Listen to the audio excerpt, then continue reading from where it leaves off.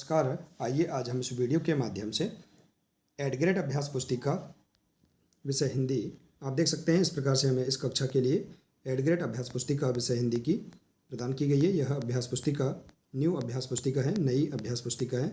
इसमें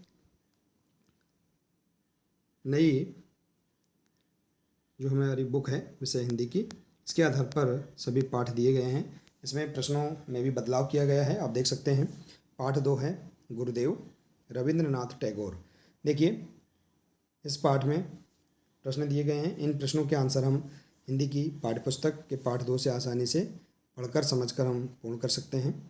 देखिए, यदि आप इसी प्रकार से इसके आगे के अन्य सभी पाठों के प्रश्नों के आंसर पूर्ण करना चाहते हैं, समझना चाहते हैं, तो आप हमारे इस चैनल से जुड़े रहिए और इस चैनल को सब्सक्राइब अवश्य कर लें। साथ ही बेल आइकन को प्रेस ज़रूर कर लें ताकि आने वाले नए वीडियो सबसे पहले आप तक पहुंचते रहेंगे। तो आइए देखते हैं पाठ 2 गुरुदेव। इसमें देखिए, आप देख सकते हैं बहुविकल्पी प्रश्न, सही विकल्प छांटकर लिखिए। देखिए, प्रश्न यहाँ बदल दिए गए हैं। बहुविकल्पी प्रश्न है, इसके बाद है अति लघुत्तरीय प्रश्न, इसके बाद है लघुत्तरीय प्रश्न और इसके बाद है दीर्घोत्तरीय प्रश्न।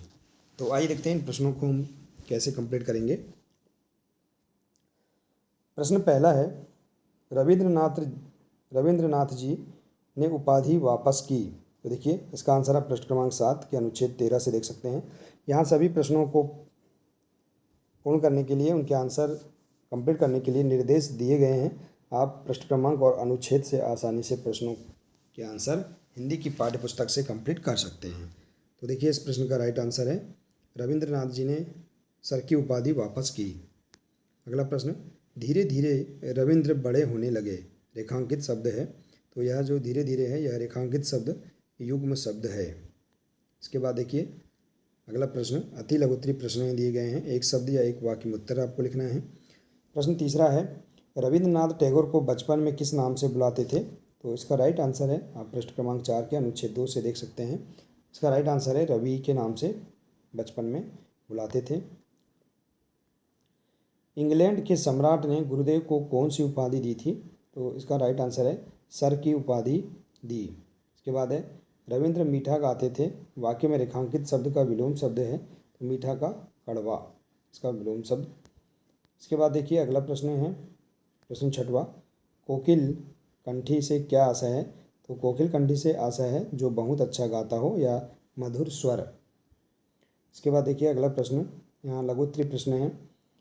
प्रश्न 7वां है, रविंद्रनाथ टैगोर द्वारा सर की उपाधि वापस करना ठीक था या नहीं, अपने विचार लिखिए। तो इसका राइट आंसर देखिए पृष्ठ क्रमांक 7 के अनुच्छेद 13 से, रविंद्रनाथ टैगोर द्वारा सर की उपाधि वापस करना ठीक था क्योंकि जलियांवाला कांड में निर्दोष लोगों की हत्या हुई, जिससे दुखी होकर उन्होंने सर की उपाधि लौटा दी। तो इस प्रकार से आप इस प्रश्न का आंसर बता सकते हैं। इसके बाद देखिए अगला प्रश्न है, प्रश्न 8, जलियांवाला बाग कांड के बारे में अपने शब्दों में लिखिए। इसका आंसर आप पृष्ठ क्रमांक 8 के जलियांवाला कांड, इसके से आप लिख सकते हैं इसका आंसर। तो सन 1919 में अमृतसर के जलियांवाला बाग में अंग्रेज़ों के विरोध में शांतिपूर्ण सभा कर रहे सैकड़ों लोगों पर अंग्रेज़ों ने गोलियां चलाई, जिससे सैकड़ों निर्दोष लोग मारे गए। इसके बाद देखिए अगला प्रश्न, शांति निकेतन विद्यालय की क्या विशेषता थी। तो इसका आंसर आप लिख सकते हैं पृष्ठ क्रमांक 8 से, शांति निकेतन विद्यालय में बच्चे स्वतंत्रतापूर्वक प्राकृतिक वातावरण में ज्ञान प्राप्त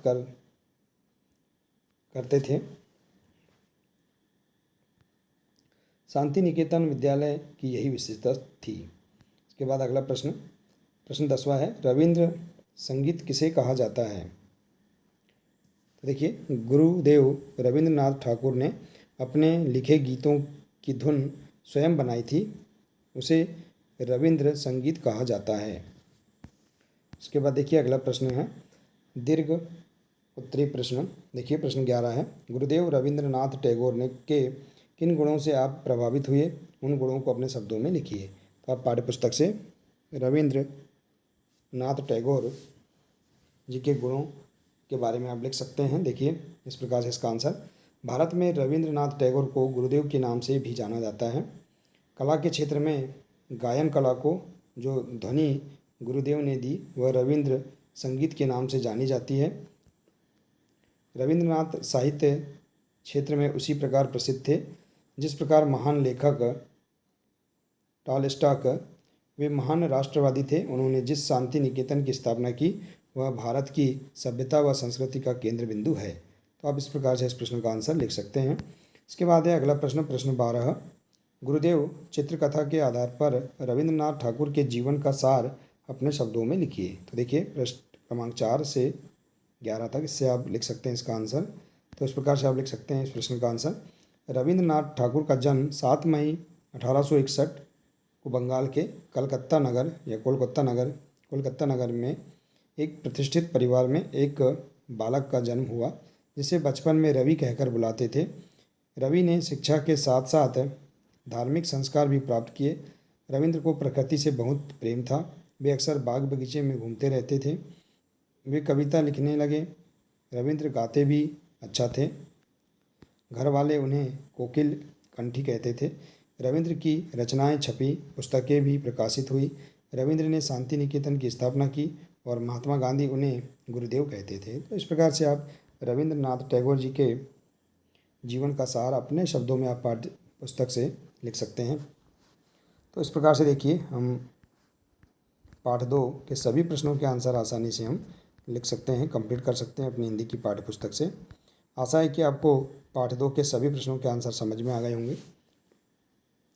देखिए यदि आप इसी प्रकार से इसके आगे के अन्य जो पाठ हैं इनके सभी प्रश्नों के आंसर आप समझना चाहते हैं, पूर्ण करना चाहते हैं, तो आप हमारे इस चैनल से जुड़े रहिए और इस चैनल को सब्सक्राइब अवश्य कर लें। मिलते हैं इसी प्रकार से अगली नए वीडियो के साथ। नमस्कार।